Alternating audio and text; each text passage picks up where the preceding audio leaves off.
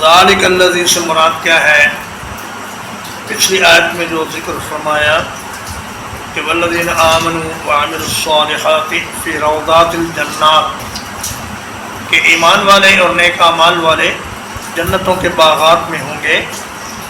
فرمایا کہ یہ وہ چیز ہے جس کے ساتھ اللہ پاک اپنے بندوں کو خوشخبریاں دیتا ہے کہ اے میرے بندو، اگر تم ایمان لے آؤ گے اور نیک اعمال کرو گے تو میں تمہیں جنتوں کے ان باغات میں پہنچا دوں گا جو بڑے ہی بلند و بالا اور بڑے ہی شاندار اور اعلیٰ ہیں،